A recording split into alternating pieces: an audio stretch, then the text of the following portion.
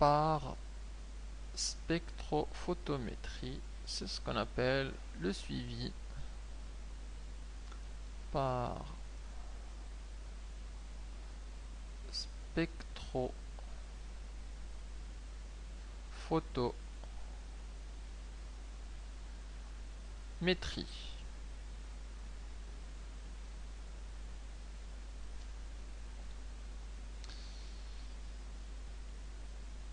Alors, on peut suivre l'évolution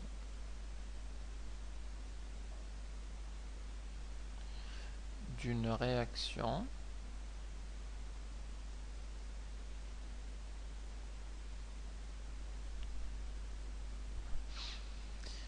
en suivant le changement de couleur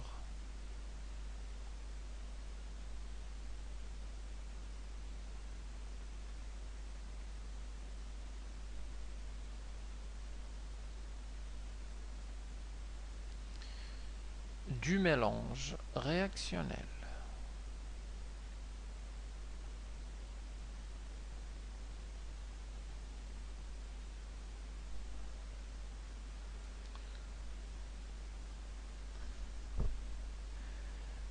Et surtout, donc, il faut que l'un des réactifs ou des produits ait une couleur pour qu'on puisse le faire.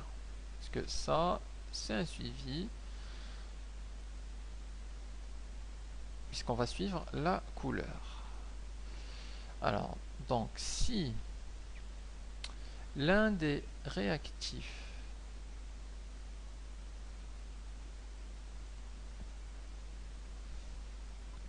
ou produits, donc l'un des espèces chimiques qui réagit ou qui est produite a une couleur caractéristique,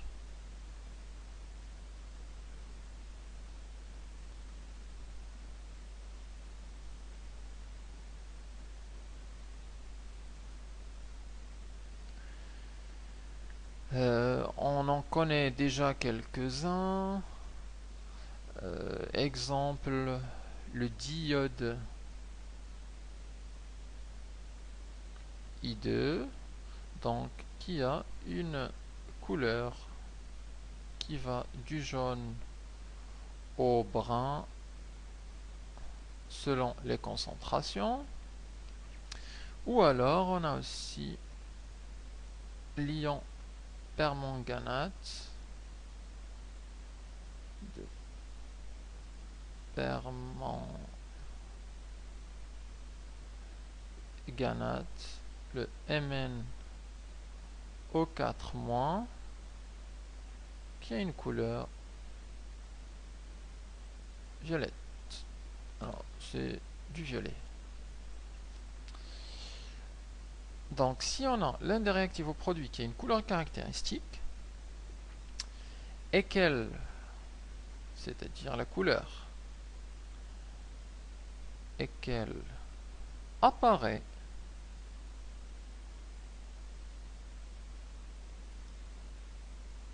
ou disparaît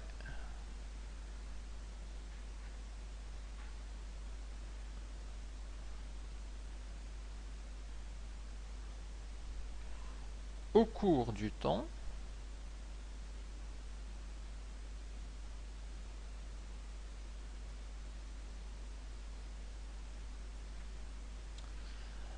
alors le spectrophotomètre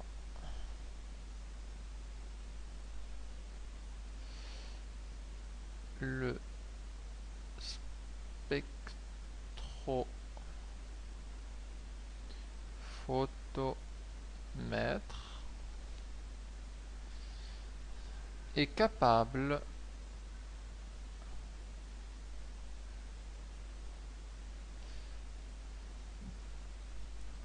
de suivre cette longueur d'onde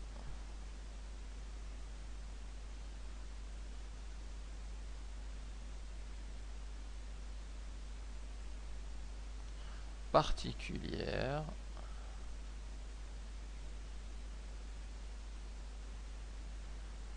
lambda.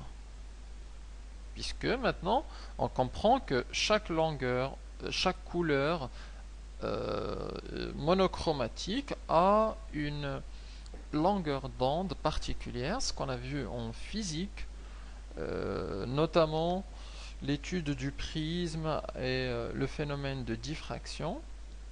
On sait que chaque couleur a une longueur d'onde particulière et justement le spectromètre permet de suivre cette longueur d'onde particulière. Si c'est du violet, on peut le régler pour suivre la couleur violet. Si c'est du jaune, on le règle et il suit la longueur d'onde correspondant au jaune. Alors très schématiquement, que fait le spectromètre? En fait, on introduit notre solution. La solution, ça c'est la solution, c'est un flacon avec le mélange réactionnel. Alors imaginons que c'est du jaune. Alors on a la couleur jaune. Alors que fait le spectromètre? Le spectrophotomètre en fait envoie un rayon qui a certaines caractéristiques, I0. De l'autre côté, donc là, on a un émetteur, de lumière, et de l'autre côté, en fait, il a un récepteur pour recevoir le rayon qui ressort de l'autre côté, qui a caractéristique I. Et en comparant en fait le I avec le I0, il nous donne une valeur dite absorbance, l'absorbance A. Alors, le spectromètre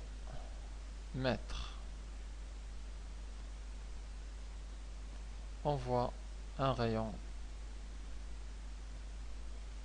I0 qui traverse le mélange,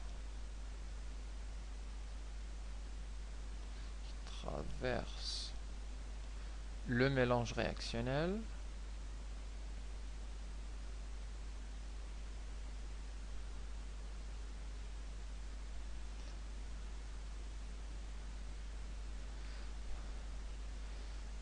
et reçoit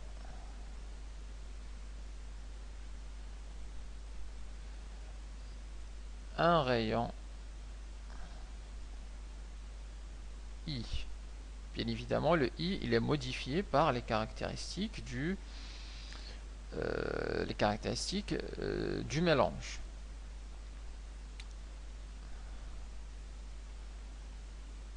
En traitant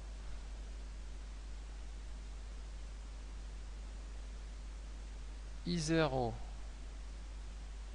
et I, il nous donne une valeur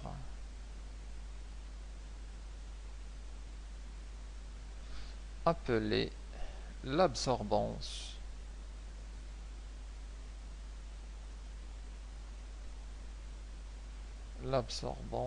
A du mélange à cet instant donné. Et une fois que la réaction bien évidemment continue à l'intérieur. Donc les modifications, il y aura soit plus de jaune dans la solution, soit moins de jaune. À un instant t supérieur, l'émetteur envoie encore I0, il reçoit I, donc ça nous donne A'. Il attend encore un peu de temps, il envoie un autre rayon, et ainsi de suite, et il va nous donner en fait une courbe.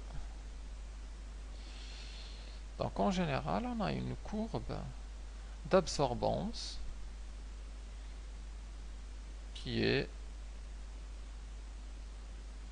qui ressemblerait à des choses comme ça. Où on a ici l'absorbance et on a ici le temps.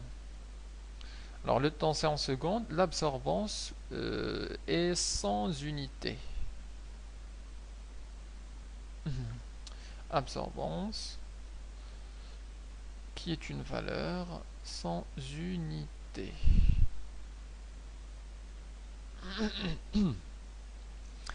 Alors la relation à connaître, c'est la relation entre cette absorbance et la concentration de l'élément ou de l'espèce chimique colorée,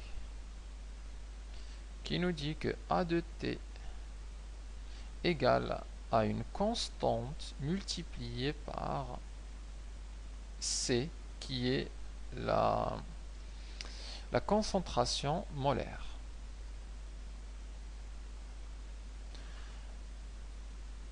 Exemple, si on suit par exemple l'ion permanganate, alors cette écriture va devenir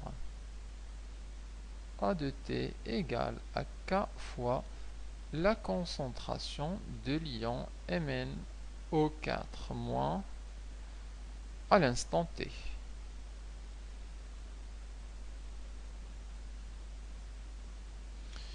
Et ce qui est sympathique dans ce spectromètre, c'est que on a une formule assez simple, que l'absorbance elle est proportionnelle directement à la concentration.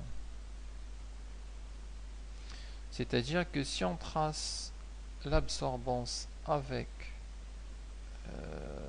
ici la concentration C, ici l'absorbance, on se retrouve avec une droite linéaire passant par l'origine.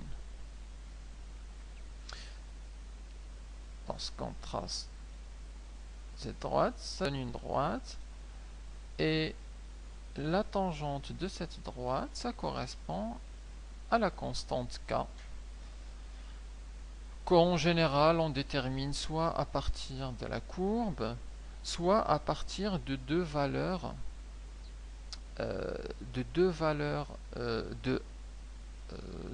d'absorbance et de concentration. On le dit par exemple, lorsqu'on a une concentration de 2 fois 10 moins 5, alors on a une absorbance de 0,4. Et à partir de ces données-là, on trouve le K qui est le A divisé par C, donc 0,4 divisé par 100, et ça nous donne le K.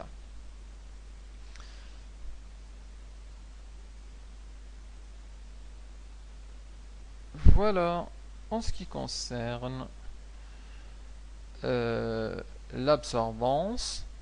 Bien évidemment, puisque l'absorbance est proportionnelle à la concentration, si on connaît la courbe de l'absorbance, on peut déduire la courbe de concentration et éventuellement déduire l'avancement. Donc, on va le dire ici. Si on connaît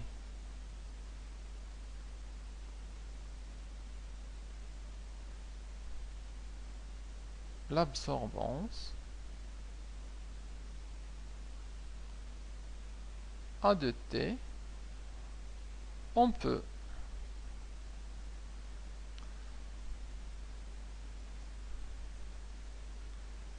déduire la concentration